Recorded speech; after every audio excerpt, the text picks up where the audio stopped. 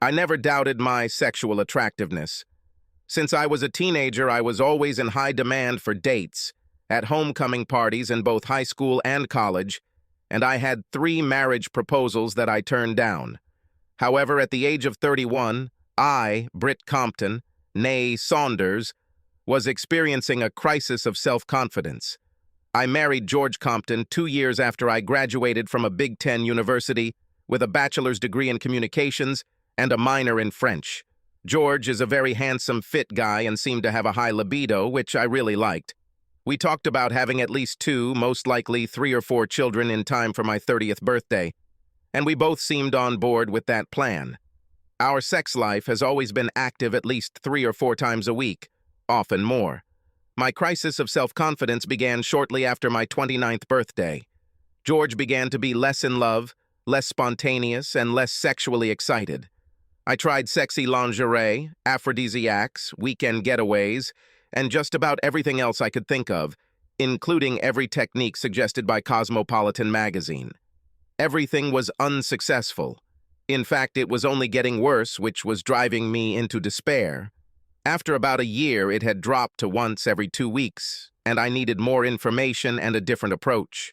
During this time, George wasn't nasty, we didn't argue, he said he loved me, I just couldn't turn him on.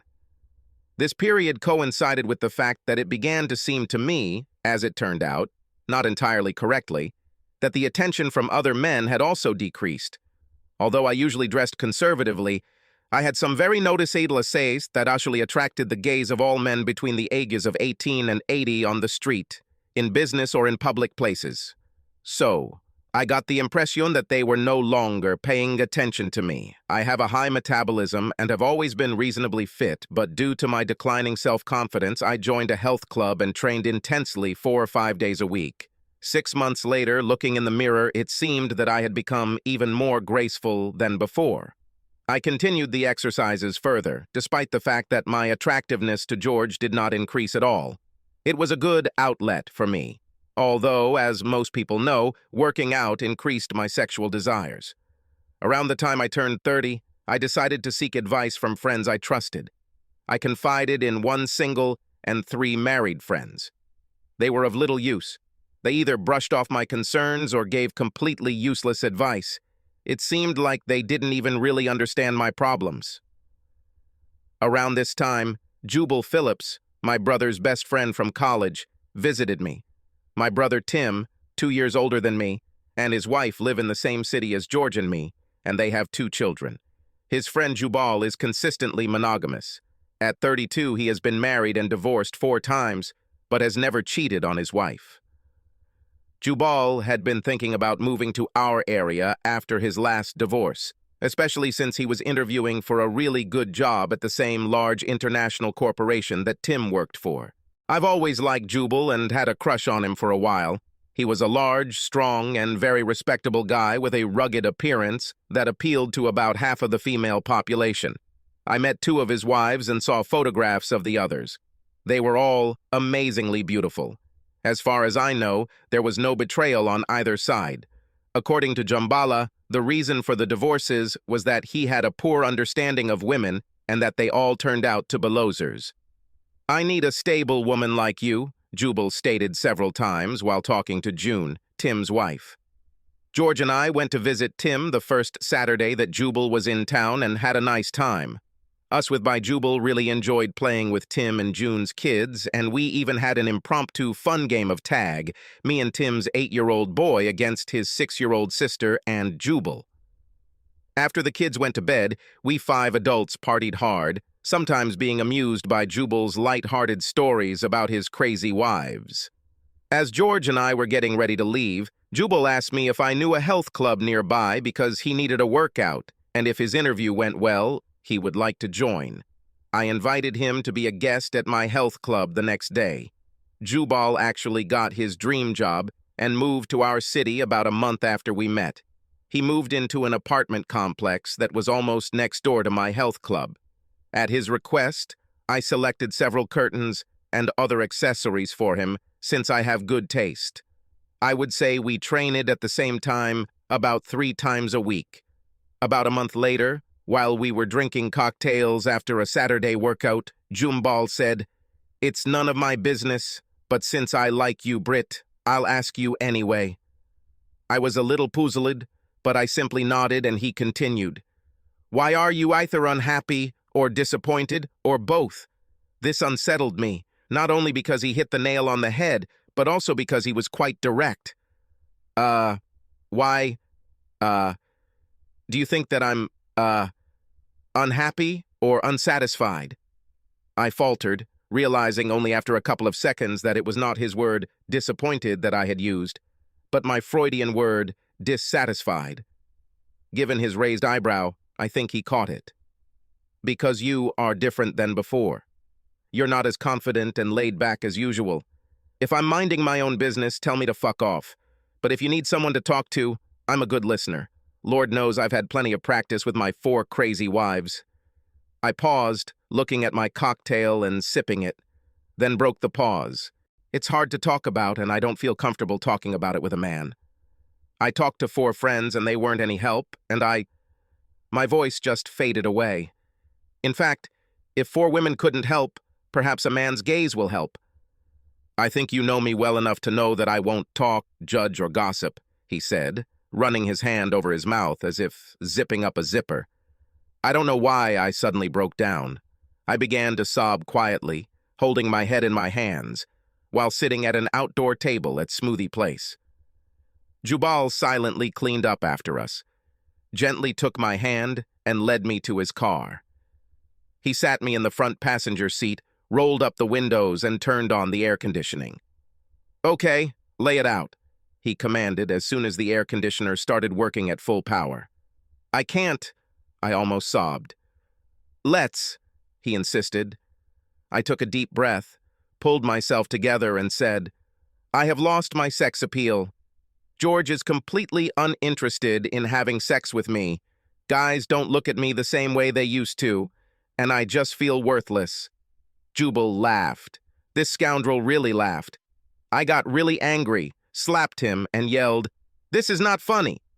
I tried to open the car door, but he turned on the child lock, gently grabbed me by the shoulder, and said, "Sorry, please listen to me."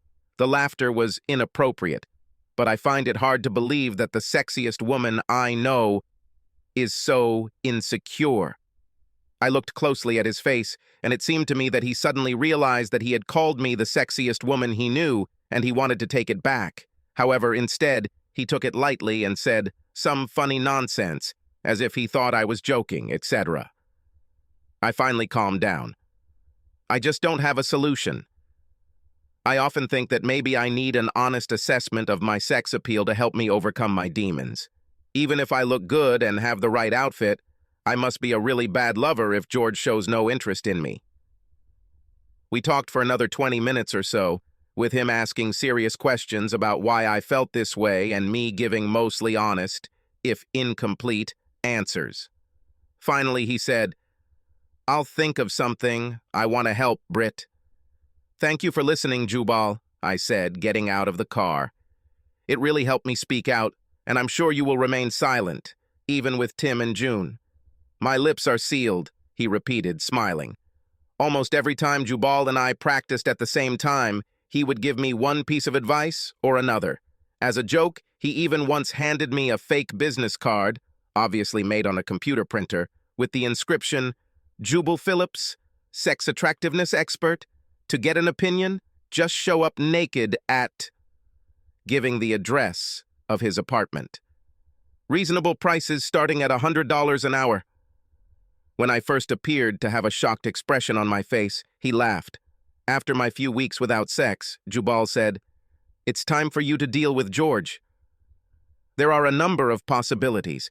He's sick and doesn't know it. He's seriously sick and afraid to burden you with it. He's having an affair. He's decided he's gay, or maybe a few of these. In any case, you should know, because you are driving yourself crazy. Meet him face to face. Immediately." I tried to avoid confrontation, but I needed to hear this advice from someone I respected. I promised Jubal that I would do so.